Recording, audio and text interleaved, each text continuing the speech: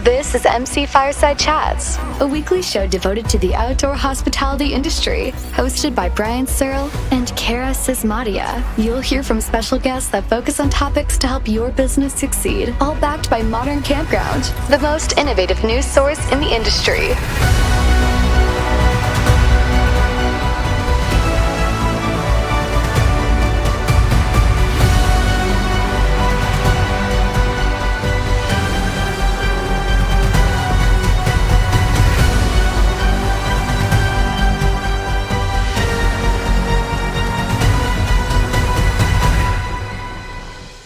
Welcome everybody to another episode of MC Fireside Chats. My name is Brian Searl with Insider Perks, here as always with Cara Csizmadia from the Canadian Camping and RV Council. We're excited to have our first episode of 2023 focused on the RV industry and outdoor recreation. And as many of you who are involved in this industry know, this is a very busy time of year for all of these people on the show. There's lots of RV shows. Shane's going to touch on his show maybe a little bit, even though I didn't prep him for that. But I'm super excited to see how the RVA shows have gone so far. I think the Tampa Super Show just wrapped up last week. So if anybody was at that or I heard some talk about the NTP show too, just kind of get a pulse on the sentiment of consumers and the industry as it relates to the industry. And so I'm super excited to talk about that today. Before we get started, I need to thank our show sponsor, CampSpot Software. I tend to always forget to thank our sponsors, so I'm going to try to remind myself at the beginning of every show, and hopefully my streak will be greater than 1 week in the future. But thank you to CampSpot Software for being a regular sponsor of this fourth week episode.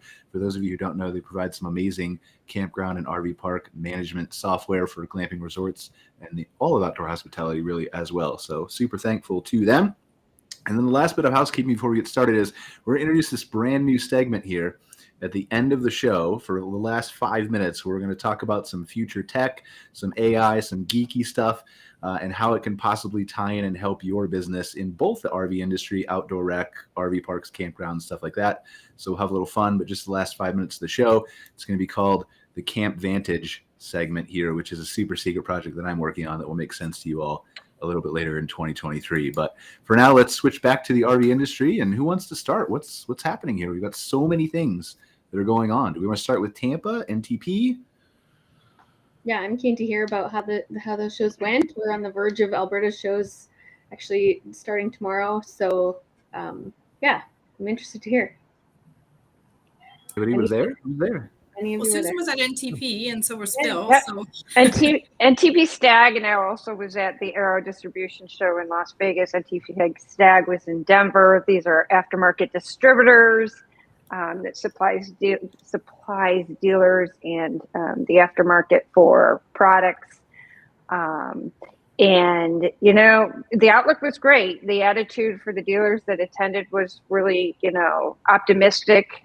As most people know, when things go a little bit more quiet on the OEM side and not so many units are being built, the aftermarket tends to pick up really well because people are now taking their RV and fixing the broken products or sprucing it up or whatever. So, but the attitude was really great. It was well attended. It was great to see our neighbors from the north attending again. So future looks bright for the aftermarket in 2023. Yeah, and I know Phil was there as well. Yeah, I was there, and Susan and I were next door neighbors with our booth. So we got a lot of traffic and talked to a lot of dealers. I thought it was very interesting, some of the new technology that's coming down the pike for RVs, especially in power generation, as regulations on traditional fuel-powered generators start to come into effect in California and elsewhere. The industry is looking ahead on solar and battery-powered systems for RVs. And Cavins just announced at the Florida RV Super Show a new kind of hybrid battery system for their generation. So, things are going to be changing as we move forward, but the industry's got a lot of exciting new products to look ahead. We did have some people down in Florida for the Florida RV Super Show. I think they had their second largest attendance ever at the show. So there was a lot of good buzz coming out of there. And also we're hearing great reports out of some of the bigger shows in Pittsburgh, Boston, and Cleveland that were kicking off January. And I can't ever remember the industry looking at these consumer shows so closely. As we're coming off these big shipment and sales years in 2021 and 2022, there's a lot of interest to see, are the consumers still ready to make a purchase? And I don't know what you saw in Canada, Sean, but I mean, there's a lot of intense interest in what kind of show activity there is. Is that from media, Phil? Media and just the interest of the industry watching, what's going on, what's the demand going to be like in the displays, and our dealers going to be making sales. Yeah. Consumer interest was very, very well received as well. I know a lot of them were still looking at units.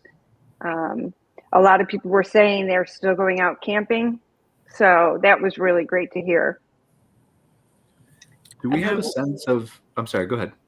I was going to say, we've only had, really one show so far in Canada. It was last weekend, the Halifax RV show, which is a smaller show. Now, there was a snowstorm on one day, so the Friday was a little bit more difficult for people to attend. But overall, it went quite well. And the one dealer I spoke to, he had a lot of interest in park models and fifth wheels and motorhomes, which is interesting because, we were saying people were kind of shifting back towards maybe smaller units, but that seemed to be what he was able to sort of move and where his interest was. So it'll be interesting to see when Calgary comes up this weekend, as well as Winnipeg, to see what kind of interest there is in what product type. Well, that's what I was going to ask, if you guys have a sense of what the consumer is more interested in 2023 and beyond, because it's very easy to say, and we all know that camping is mostly recession proof, and I stand behind that, right? But what type of camping people are doing, I think, might shift, in addition to the normal demographic changes and things that we're seeing in the industry overall as far as preferences go. So have you guys seen any of that change or shift, or have you heard about any of that? I think it's... Well, go ahead. No, go ahead, Phil. One of the things that we saw at NTP Stag, and I've been hearing elsewhere, is the interest in kind of overland camping, where people are not hooked up to traditional campground things. And, whether that's a big trend or not, certainly it is an emerging trend as campers get younger and they're looking for different types of experiences, perhaps. So there was a lot of kind of overland equipment we saw at the NTP Stag show. And as that grows, that's going to have a lot of different kind of things for dealers and campgrounds to think about, and kind of what kind of offerings they have, and our dealers equipped to, number one, equip those types of campers who are looking for a kind of an unhooked experience, and number two, do the campgrounds have spaces that will kind of give that. And we've had some of those conversations on this program before about how the traditional campsites are evolving, where people are looking for more dispersed kind of campgrounds. Yeah, I agree. It's the boondocking that, because campgrounds are getting filled up faster. So they're trying to find other ways to camp without having to find that needle in the haystack at times. And true to what you're all saying is about innovation in solar. Phil, you were there. You seen the huge crowd around the RV that was next to us. And what they were showing was an awning, and instead of fabric, it was solar panels. So you can, it would come out, and as it came out, it would be just nothing but solar panels on top, and then it would go back in when you're done. So, and it could run everything from your microwave, your air conditioner, and the crowd around that was incredible. People were really interested in this new innovation of how to hook solar. Is hook it well to your RV. How do you clean the awning if a bird flies over it, though?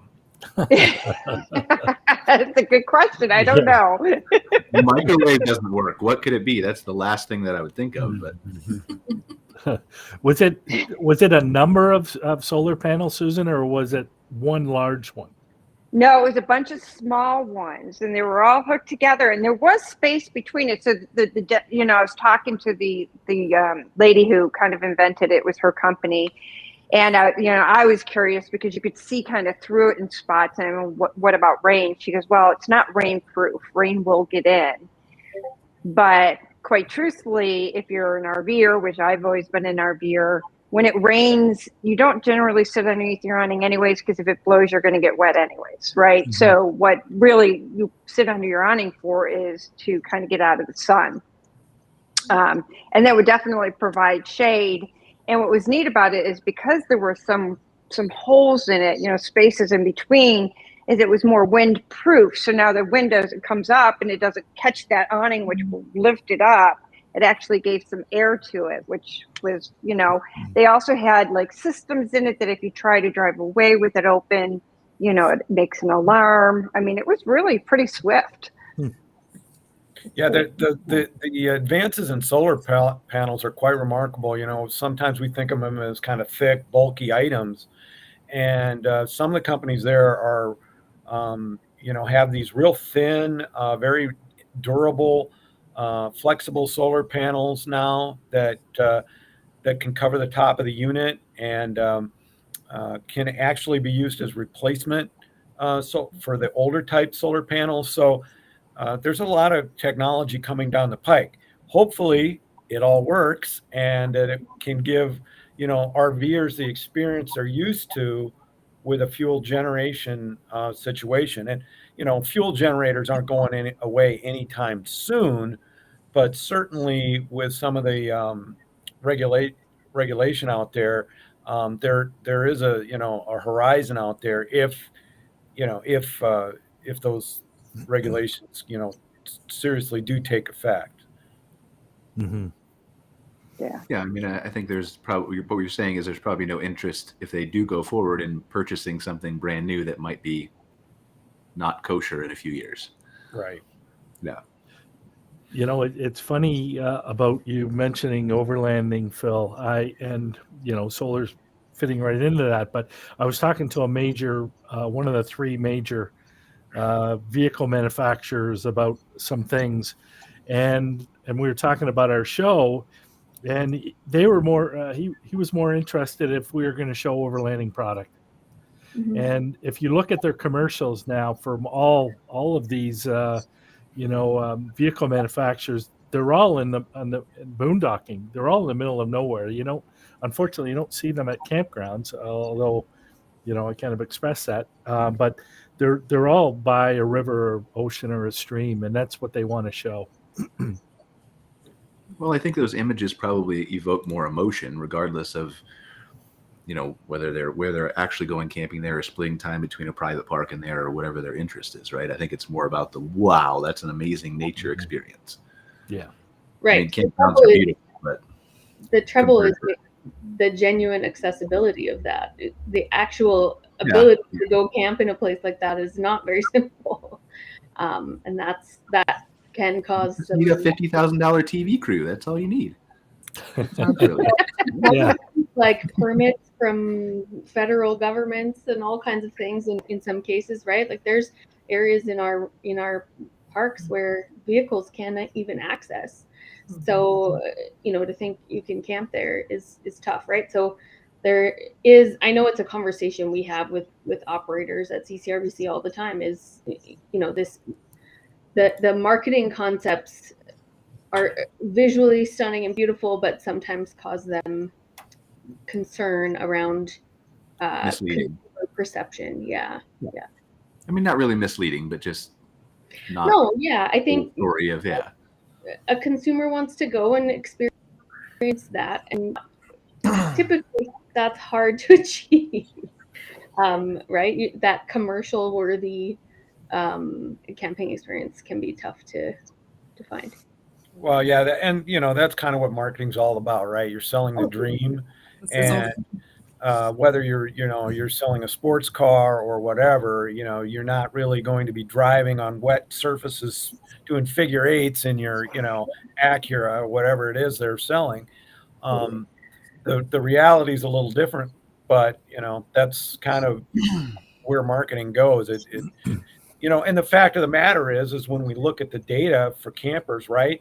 You may be thinking, well, I'm going to take that once in a lifetime trip to the Grand Tetons or whatever it is, but you end up using it with a short trips to nearby campgrounds, and that's that's the main use of it. So, but it is interesting how we try to kind of sell the sizzle, but we all end up using it for meat and potatoes anyway. Well, and let's be fair, like it's not just the RV industry. You're right. It's everybody that does that through marketing. I mean, I remember seeing the new Ford trucks that would come out towing like a whole thing of concrete trying to stop in 3 seconds.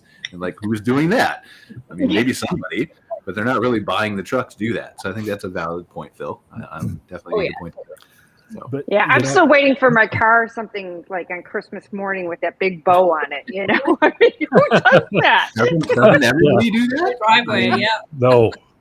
I thought everybody bought their spouse a car for Christmas and wrapped it in a bow. I always turn those commercials off before they get to the end.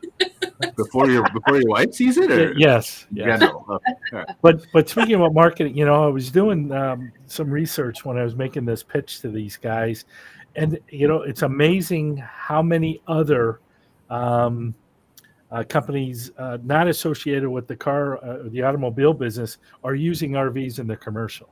Absolutely. And it's tremendous to see that they see this industry as attractive to be able to show them in in what they're pitching, which is insurance, banking. There was the one.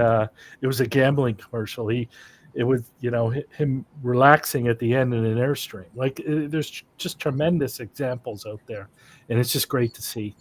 Wait, did he use his casino winnings to buy an Airstream? No, he didn't need casino winnings. It was just I mean, if your Airstream's there and you have a big gambling problem, what if he bets his Airstream? I was going to say. It's dangerous. You have your whole house there, right there. Like, I'll just throw that in the poker chip pile. Whoa. Yeah. We digress. Yes. Yikes. But you're right, Shane. You're right. It is good to see the mass adoption of it's becoming more. It's always been mainstream, but it's becoming more visible in the mainstream. Yeah, I think so. And maybe it's because I'm in the industry that I notice all these little things. But of course, I mean that's what. But everybody who's in their own industry notices that stuff too. So. Mm-hmm. Yeah, I think once upon a time you'd say you worked in the RV industry, and people are like, "What's that?"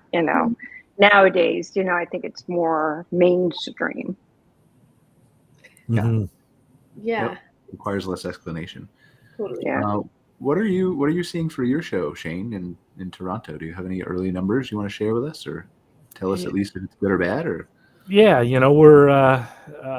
we're up so far. I think there's a lot of buzz. It's great to be back to normal. You follow all the Facebook comments, and people were complaining about how last year went, which was in the middle of COVID. So it didn't go so well, and not all the exhibitors are there. So it's just nice. And I'm sure all the shows in the US too will say this. It's nice to be back to normal without having the restrictions. And we're really happy now that Susan's there. We're going to be sending a release out shortly, but we're going to be hosting an RV Women's Alliance meeting during one of the days, and we're really excited about that. We're excited to be there. The group, and it was kind of timely. Yesterday, we received this application from this 13-year-old girl who started up her own camping fire accessory store. And she'll be at the store, 13 years old. And, wow! We're really excited to have her. And I think we're going to invite her to the meeting. Hopefully, she'll be able to come out and see and meet mostly older women. You should hire her right now, Shane. I know, right? I mean, like that was me. I was hustling, selling baseball cards and mowing lawns or whatever. Like people who do that when they're that young are going to be crazy. So you mean I should discipline my kid who I just found selling candy at school and stuff? Mm-hmm. I should applaud him for that. Oh yeah, yep. Future entrepreneur. Yeah. Yeah, I agree. I mean, my daughter talks. She's 14. She talks all the time about wanting to be an RV tech, and I'm always like, I could probably get you a job right now. We're doing all female RV tech classes. She's more than welcome to attend any of them. Yeah, no, I'm excited to see her. It'd be really cool. Good for her. It's awesome. Yeah, we need more techs, that's for sure. Absolutely. Yeah. It's just not squashing those dreams, right? So that 13-year-old must have parents that embraced her idea. Yeah. Sure, yeah, and that's the whole Yeah. thing. Let the child evolve to however, and we're not going to get into a parenting discussion, right? But let the child evolve to whatever they want to be, within a framework, right? That's reasonable, of course. Yeah.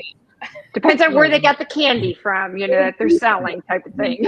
Right. His own mother who's buying the product that he's profiting off of. So until he has in, Well, I would argue that that's different though. So he's got that's halfway there. halfway there, almost there. Make him figure out a way to buy the candy and see if he can. I was just going to say, come up with a business plan for them. This is how you buy the candy, and then this is your profit margin. And Oh boy. Great to start them young, that's for sure. Yeah, great. But going back to what you guys are talking about, I don't know. I'm not getting a feel of what products are going to sell. It's awfully difficult. We there was some fall shows that Eleanor said that the small units were going, the small adventurous units, and now, from what you were saying, Halifax, the bigger units. So it's really hard to, I guess for us, we don't care as long as they sell. Yeah, I was in a meeting today, and they said the same thing. Usually, the smaller units, the lighter units, the stick and tin, as we call them, start to go. But we're not seeing that, which is very interesting. Yeah. Yeah, one of the lenders I was talking to, and they see a lot of RV financing deals across their desk. What they were saying is that some of the smaller affordable stuff is moving, and then on the other side, the high end stuff is moving quite well, because those people are less. The higher price you're paying, probably the less impact some of the ups and downs of the economy might have on your personal finances. Right. So they're out there buying, motorhomes, fifth wheels, things like that. And then on the other hand, you got the people that are really looking for a bargain, the affordable stuff, and so that stuff's moving, and that's kind of what they're seeing, where the activity is at the real low end, and then at the high end. So. Well, and that's what I would expect, like coming from outside the industry, right? Like the RV industry, just focused on campgrounds. And this is kind of what we've been telling our clients is that the top 10% of the income earners, the luxury RV resorts, luxury campgrounds are going to be fine unless the economy gets really bad. Mm-hmm. And so if you cater to that 10 of the market, I think you're going to be good. And I think, again, the BLM, the overland, the state parks, the cheaper campsites are also going to be fine. And I think the middle is going to be more competitive. I think there's going to be plenty of campers to go around, but I don't think it's going to be as many as 2021. So I think it's going to be a little bit more competitive. Yeah. And you got to remember, people are still working remote, right? That has not gone away. That continues to go on. And now that people have had the taste of it, they don't want to let go of it. So you have that client out there as well. Yeah. Some of the people up in Canada, the government, I saw, are being asked to go back. Mm-hmm. So, I'm wondering what kind of pushback we're going to see. And I think we're seeing that for sure, that people are migrating back to the office. Mm-hmm. I don't know if it's, weather related, that there are fewer people working remotely in Canada than in the US. I mean, it could be, right? Especially in their RV. But we are seeing people sort of go back to that. But I still think, in talking to consumers, you still have people that are wanting to explore their own backyard and not completely comfortable traveling necessarily far away. And so I think, the campgrounds should potentially have a very good year this year. Even though it might be a little bit soft on the dealer side, I think the campgrounds will be busy. Yeah. Well, I think it's, for all of us, it's tough to follow the couple years that we had. And so keeping that perspective too is important, that it's still great. We're still doing great, just maybe not as skyrocketing performance as the last, 21 especially. So yeah. We had to have it. Totally. Are you hearing anything from campgrounds, Cara, so far? Well, yeah, I mean, the majority of them are up here are closed right now, right? Early reservations, sentiment, things like that. yeah, a lot of them are only just opening for reservations for the year, so it's early, I think, to start to say. But I think through last year, even we were starting to see folks book less far in advance, so kind of waiting till closer to their travel dates to make reservations and things like that. It'd be pure speculation for me to say why that might be.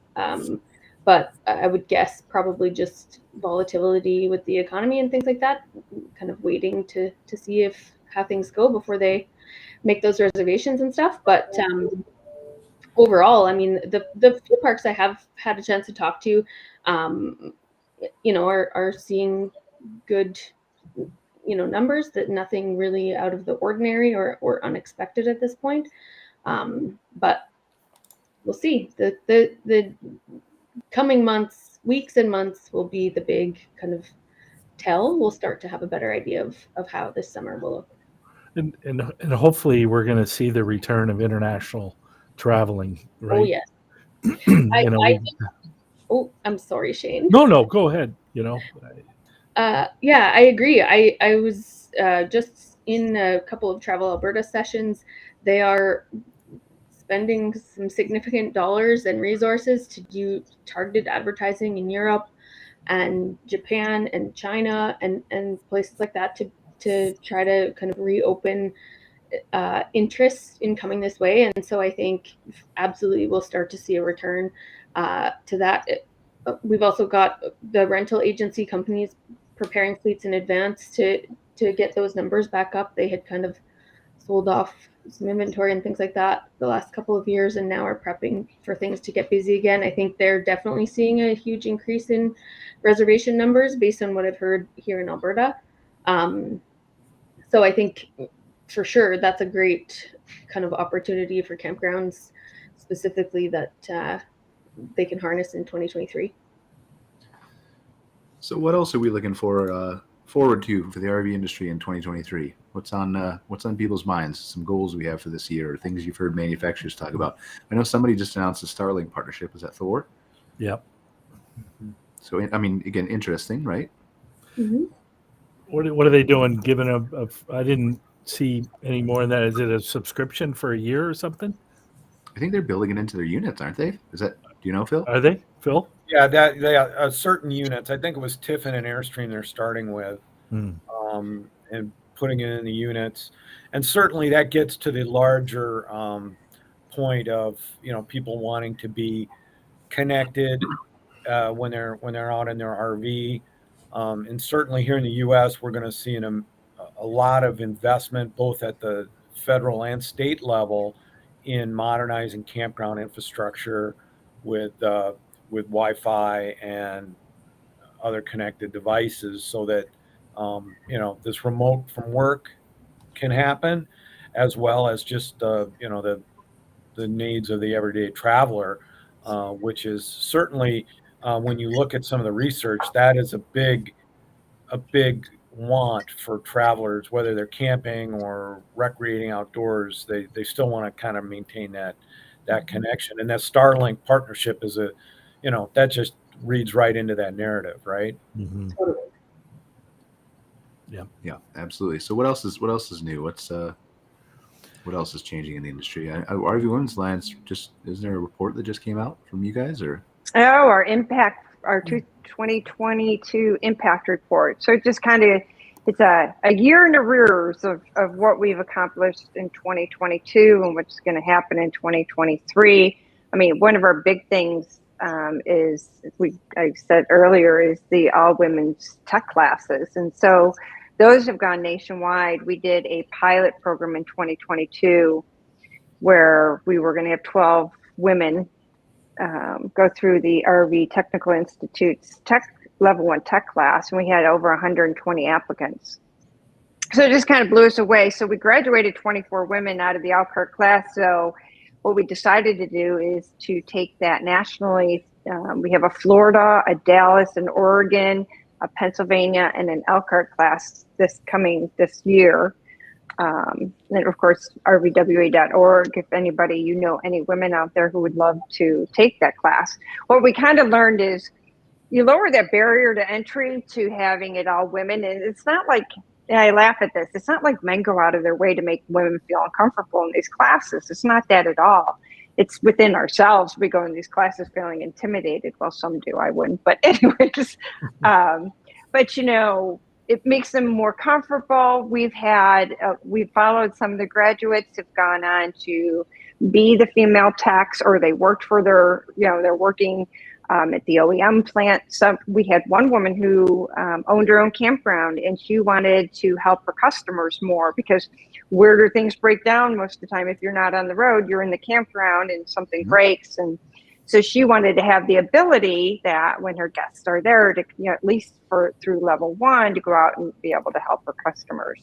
So that's a really big plus. Of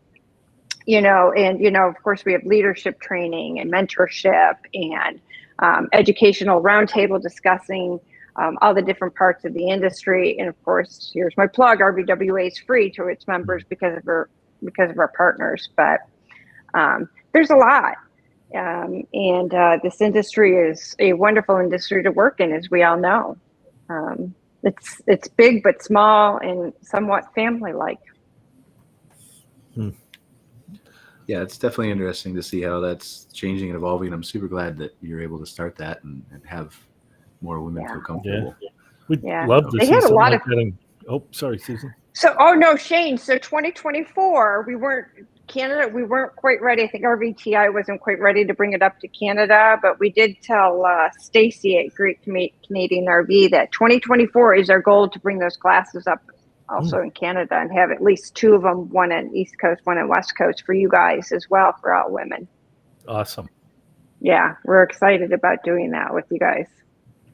Are there any opportunities to do, not replace with in-person ever, but supplementary virtual courses to allow more people to attend? So the RV Technical Institute does have a hybrid where you can do it all online, at least for level 1, and it's relatively really inexpensive. The studies just came out. I'm not sure when and where they released this, but there's one tech for every 5,000 RVs out there on the road, which is just mind-boggling, right? Now we know why everything's so backlogged, and that's kind of giving this industry a little bit of a black eye. So the focus is to get more people trained out there. Level 1, you can do it at your own pace online and then test. And then level 2 is a 3-week program where you can do 2 of the weeks online and then come into town for a 1 week in Elkhart to finish that up as well. So they are trying to work with people. Not everybody can come out to Elkhart, Indiana, especially in the wintertime. So it's a really great program to get involved in. I feel like I know the answer to this question, but we had a LinkedIn comment here from Rob Nutting that says, "Is there still a high demand for RV techs?" I'm sure it's wishy-washy in Phil's mind, but Huge.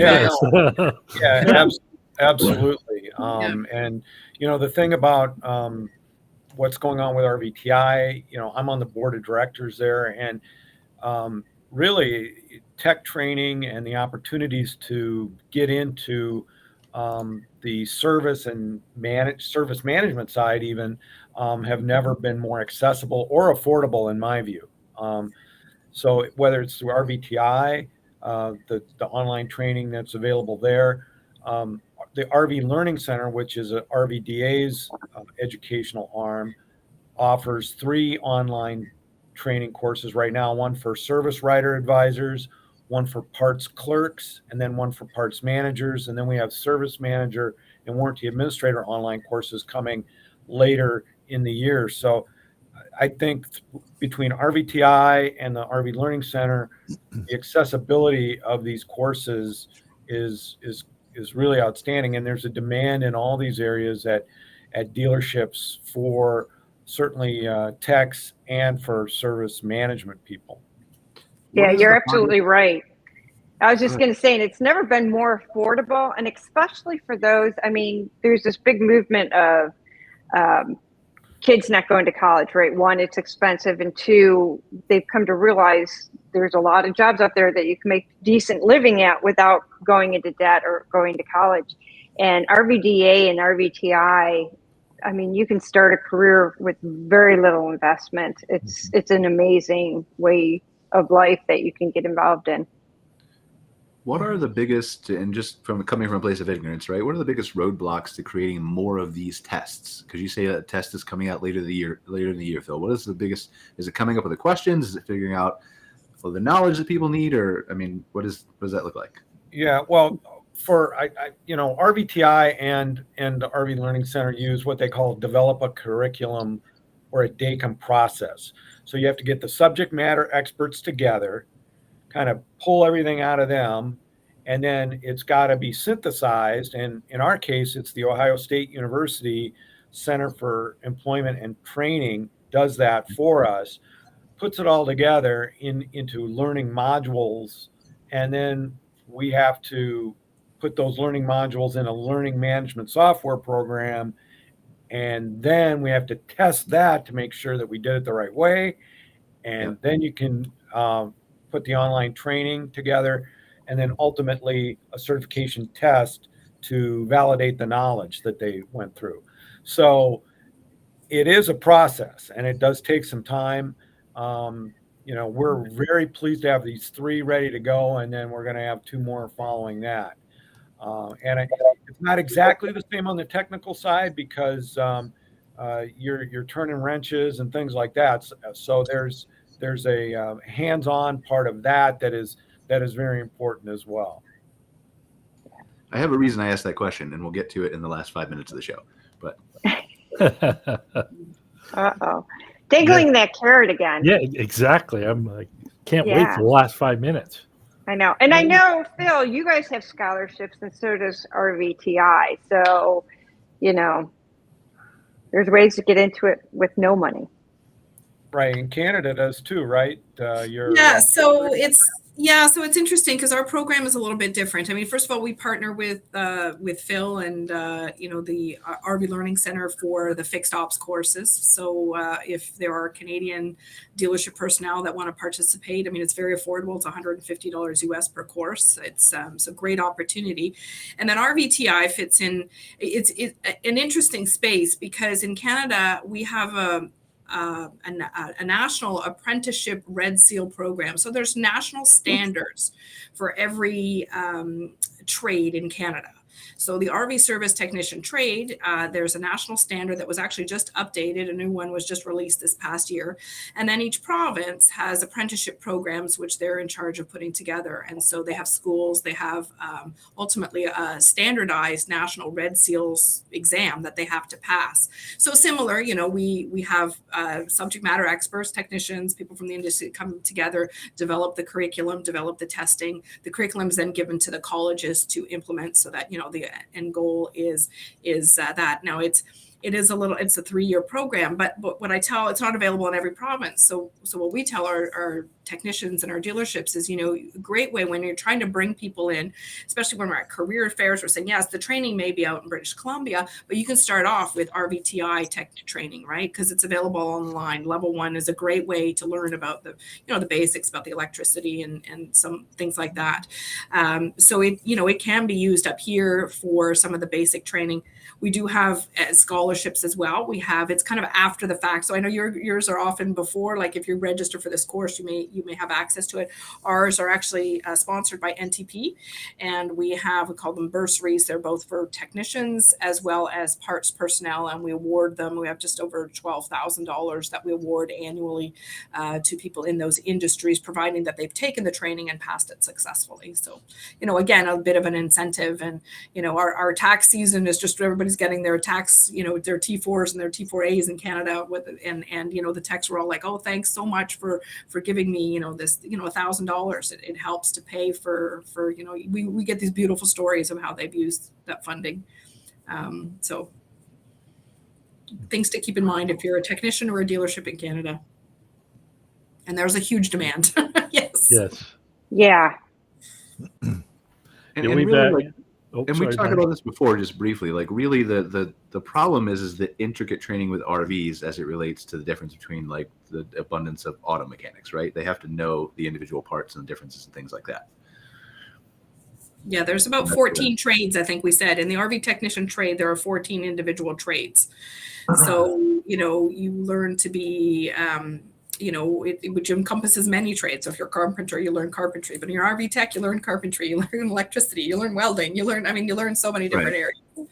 So my question is let's pretend, and again, I'm leading somewhere with this, but if you have an auto mechanic, right, who wants to maybe go to learn RVs to level up or whatever else, maybe doesn't have the time, always has to be with his business. If there was a database that he could query, how far of a stretch is it that he could do some of that, 25% of the work of an RV tech?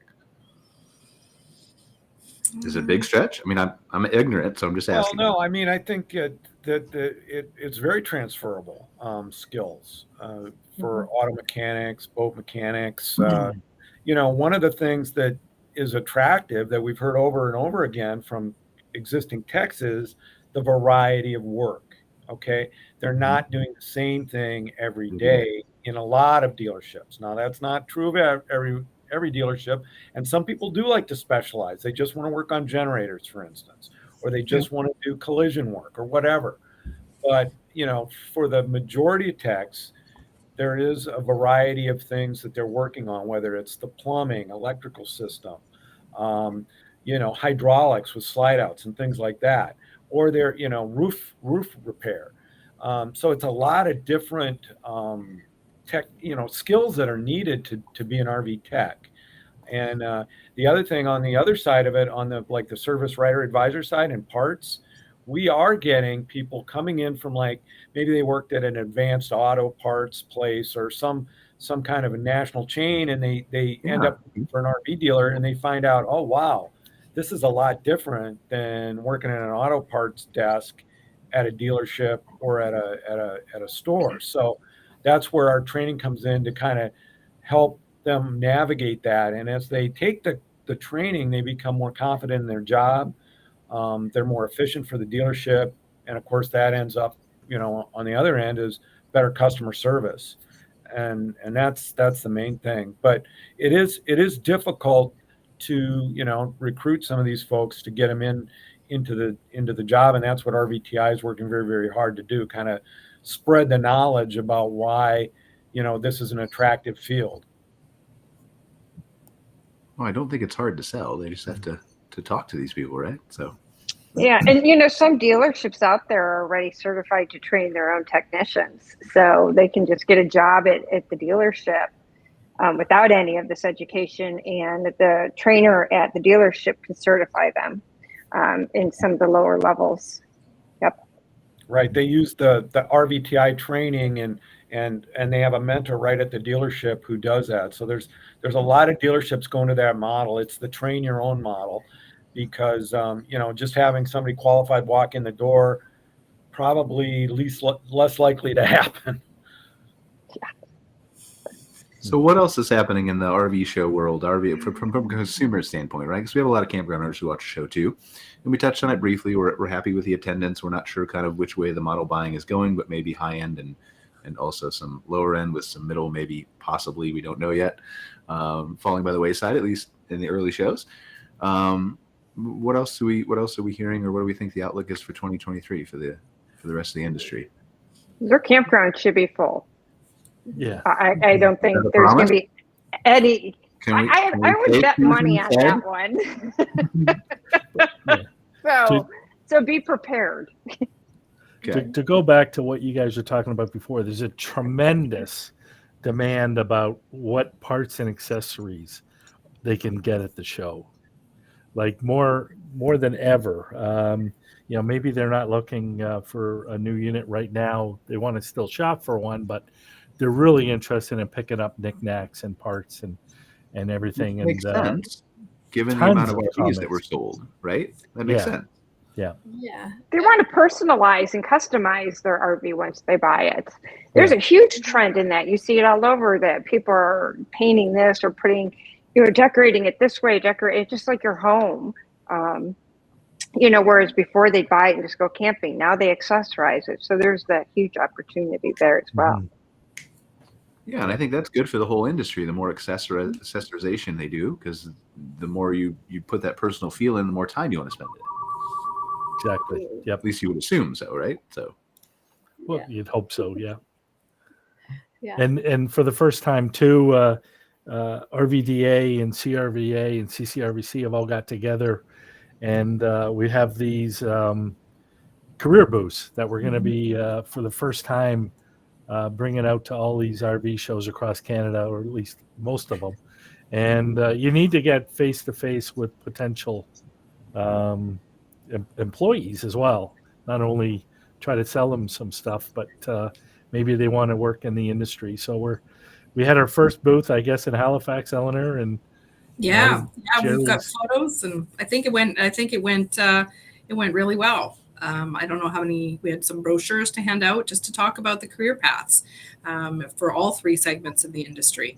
And we also go, to career fairs, but here you've got a captive audience. They're already here because they're familiar with one aspect of the RV industry. So why not, give them more information? And sometimes it's not necessarily just the person there that may be looking at a unit. They've got, children or grandchildren, or, it's a great opportunity to capture people who are already engaged with us on some area. Yeah, 100% makes sense. Is there any move to do that at any of the U.S. shows that we know of? Or? Yes, RVTI is out there doing some of that. Not so much at consumer shows, but at some of the trade shows. I know that they're out there at career fairs, and this is actually just getting started for RVTI, but it's certainly going to be a focus in the future. And I know, we probably all heard stories about people who are in the RV business because they started camping, and it became something that became a career for them. And certainly there's a lot of folks out there that are potential employees because they're predisposed to camping and RV travel. It was the number one thing I used to hear from guests when I was a campground owner was, "Oh my gosh, it's my dream to have a campground." And yeah, campers, if they're bought in, they love it. I think it's a great opportunity to make that available at the consumer shows. I'm excited to see the booth this weekend in Calgary. How long does it take to actually take a level 1 course? Well, you can do it in 1 week. With studying and everything, yeah? Mm-hmm. You can do it at RVTI in 1 week. But they offer it online where you can just do it at your own pace. Like if you have a day job, you can do it at night, Yeah. Well, let's say you studied for the whole thing in advance. How long would it take you to actually take the test? Oh, the test is only 2 hours or something. Yeah. So you could do a live test Shane, you should do a live test at your show. And if they pass it before they leave, then they get a free ticket. One of the things we found with online learning is it really varies on people's, ability to process information. We've got people who can take our service writer advisor course and all the modules in it within 3 hours, Others take, 5 hours or whatever. So there's quite a wide variance on it. And then some people like to go back and, see what they've, review what they've learned before they move on. But, that's one of the nice things about online learning. It is something, if it's designed right, it is truly self-paced and you're not rushing through it. And you can always go back if you didn't understand something, which isn't always, possible in a live setting. Yep.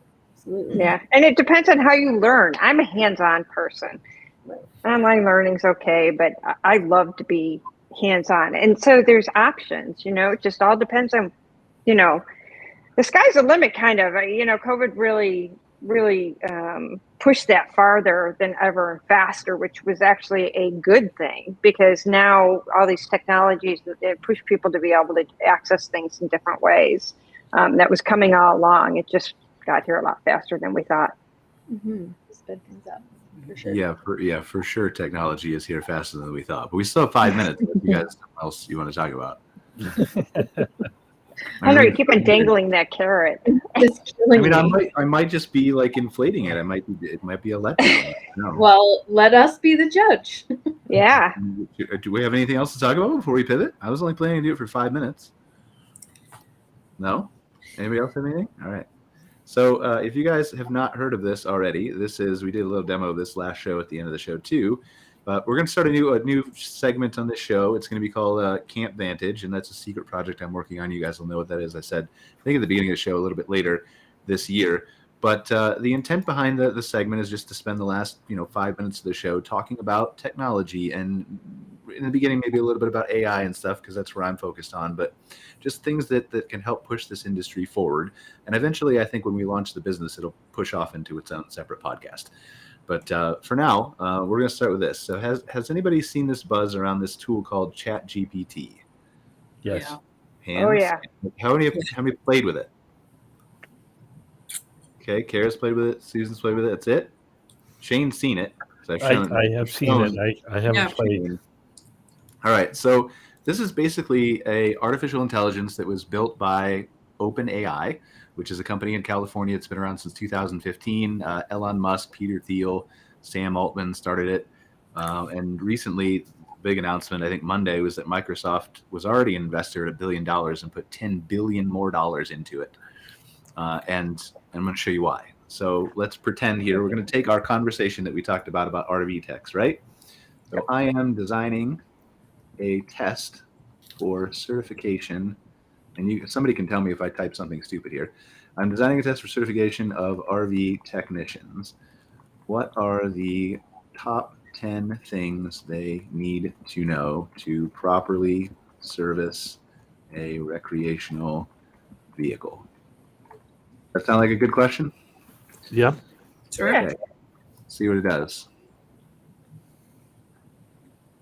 Somebody can tell me if this is accurate or not. I can't really read it. Wow. You know what? It's scary accurate. Electrical systems and wiring, including DC and AC power generators and inverters, plumbing, heating, propane, chassis and suspension systems, engine maintenance and repair, transmission, drivetrain, interior systems, lighting, appliances, furniture, exterior systems, awnings, slide outs and leveling. Yeah, safety systems, smoke and carbon monoxide detectors and fire extinguishers. So you limited it to 10. If Oh, yeah, we get 10 more, but let's just do this. Let's say, okay, so let's start with, and we're just going to talk to it like a human, right? Let's start with section number 1. I need to come up with an outline for what this training would look like. It's a couple instead of come up with, but I think they'll figure it out. Yeah, maybe. So here's a possible outline for a training program on electrical systems and wiring for RV technicians. Introduction to electrical systems and RVs, overview of concepts, DC electrical systems, types of batteries, understanding DC circuits, safety considerations, AC electrical systems, troubleshooting, safety considerations, generators commonly used. I'm sorry. Inverters. I'm going to interrupt you. The problem, the concern I don't not necessarily personally have, but that I could see coming up out of this is like, you need a human who knows what they're talking about to vet that this is accurate, right? Of course you do. But this is a shortcut to helping the human give this program, is what I think. Yeah, and typing it out. Well, and if you're just curious, instead of Googling it, what do I need to know? Just so you get a better understanding, is this the career route for me? Do I want to learn this? This really outlines it a lot better than well, and Google search. We touched on this last week too, related specifically to like the standard Google search or search engine optimization, where like now you get one answer as opposed to a million results on Google that you have to comb through and filter through and kind of use your human skills. Well, and we'll get to that, but yeah, this is again, Microsoft invested $10 billion in this tool. They've announced that this is going to come to Bing, and they want to do it by March. So really, this is the future of actual search, which we'll touch on in a second. But let me just finish this real quick and say, like, okay, so I'm the test taker now. So give me 5 examples of multiple choice questions for this section that would test their knowledge.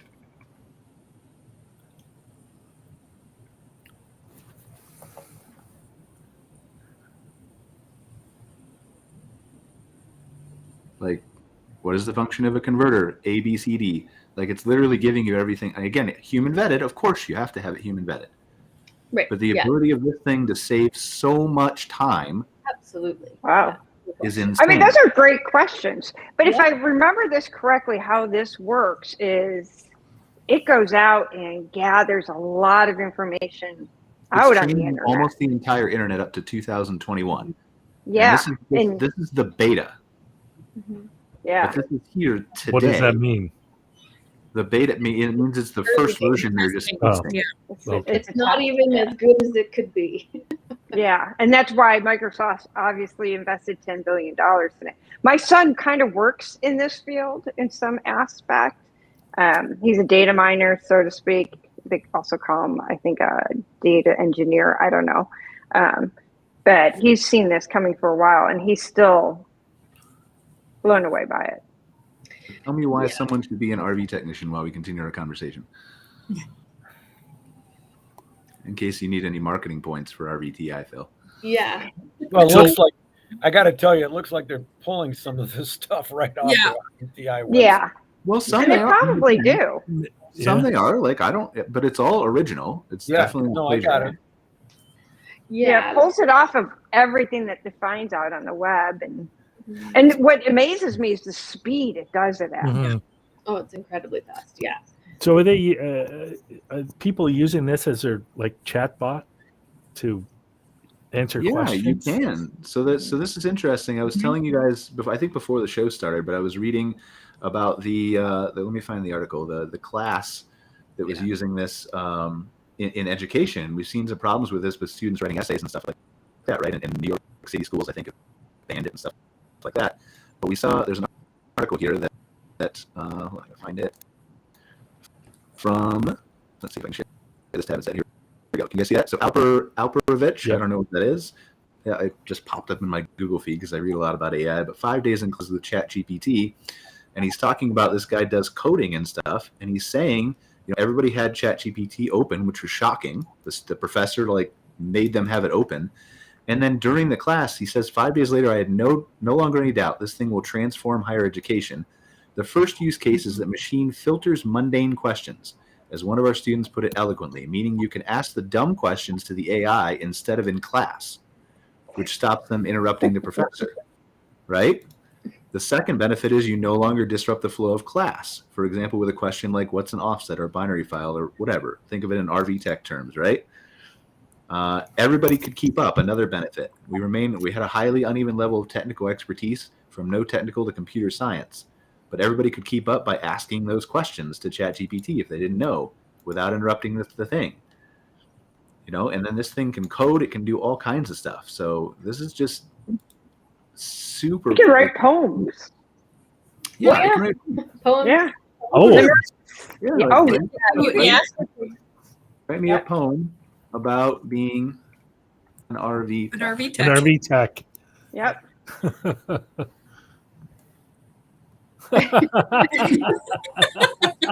It's really good.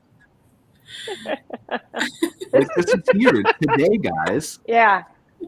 Yeah. Put that on your website. Yeah. Yeah, I mean, it's just crazy. And what's kind of nice about that too is sometimes you're in that class and you don't want to ask that question, right? Because you feel stupid. And you could ask a question to this and at least get an answer where you feel a little bit better about what you're talking about. Wouldn't it be neat if this incorporated sarcasm too, though? Oh, you can. Oh, You can. You can.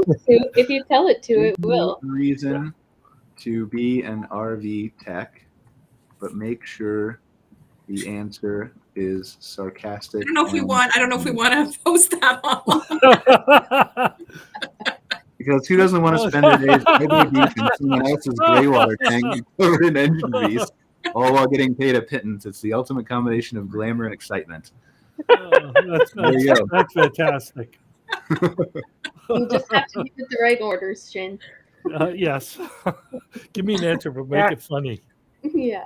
That's it. I mean, that's the thing can do literally almost anything that you ask it from a knowledge work perspective.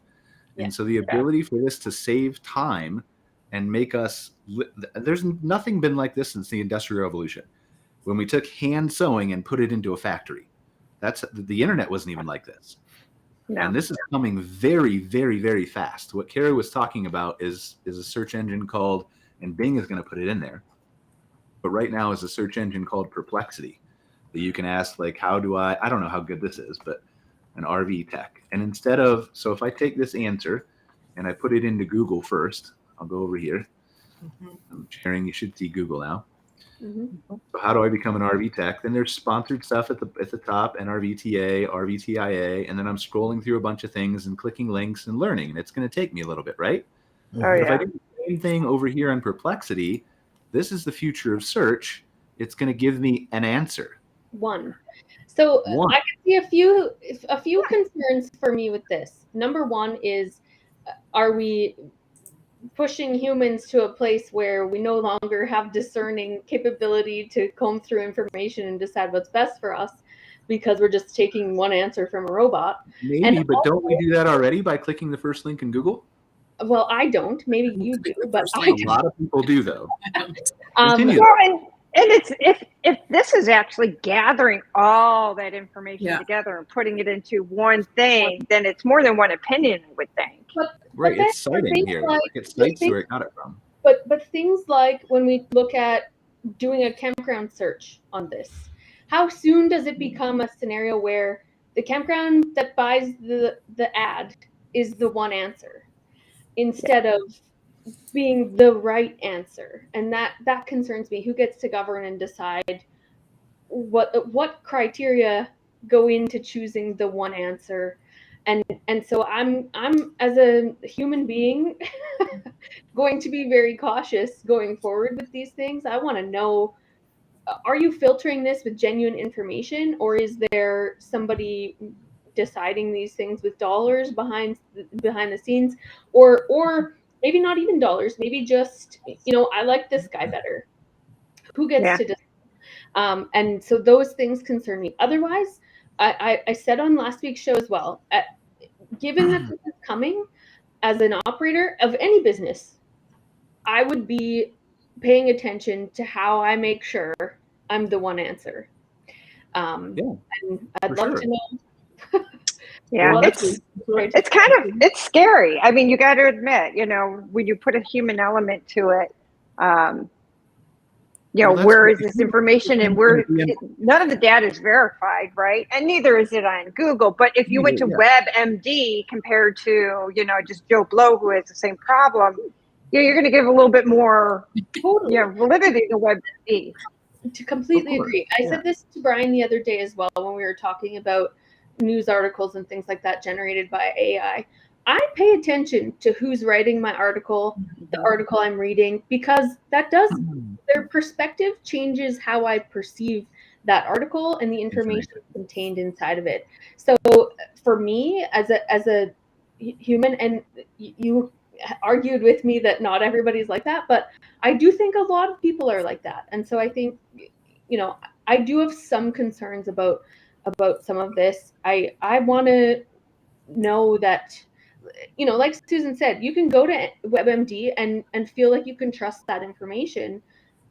But now we're just compiling everything from the internet. So Tommy Joe Blow on the dark web can write whatever he wants. And now it's impacting those search results. Well, so no, to a certain extent, because they cut off the lower, I think, 50% of the junk content when they're training the models. But but I do share your concerns. I share your concerns. They're very real. We're already out of time. I feel like this maybe validates I should have a separate podcast for this. This is the important thing here is bringing it to your attention that this stuff exists and it can help you streamline your workday. The other day we put in Cara's schedule and said, Cara has these 20 things to do, optimize her day, and it gave her a day by day, including eating breakfast and taking care of her kids, even though you didn't tell it to. Children at this time, if we want to, the robots can just dictate it all now. And if you don't think it's going to be in a voice assistant, if you don't think it's going to be in your car, if you don't think, where should I? I'm 40 miles. I'm really getting tired. I want to stop within the next hour. What campground should I go to? It's going to give you an answer. Did you give a 23-hour task day to Cara? Right? I got her. Did you get done by 6? It had her done by 6. Close though, really close. Yeah, we tested it out. Yeah, really close. And then it even built in breaks for her too. So short ones, hopefully. Anyway, okay. Thank you guys all. I appreciate you joining us. The whole intention is to spark a conversation and get you guys to play with this. So if you want to, that tool I just showed you is free. Go to OpenAI's website, register for it. It is in free open beta, and you can do exactly what I just did to your heart's content. Awesome. So we're all going to be ready to be tech homes this afternoon. Yeah. Thank you so much. I appreciate it. We'll see you guys next week on another show. Thank you, everybody. Good to see everybody. Thank you. Thanks for watching this episode of MC Fireside Chats, hosted by Brian Searl and Cara Csizmadia. Have a suggestion for a future show or want to see your campground or company as part of an episode? Email us at hello@moderncampground.com. Join us next week for another episode. And don't miss the latest outdoor hospitality news and commentary from around the world at moderncampground.com.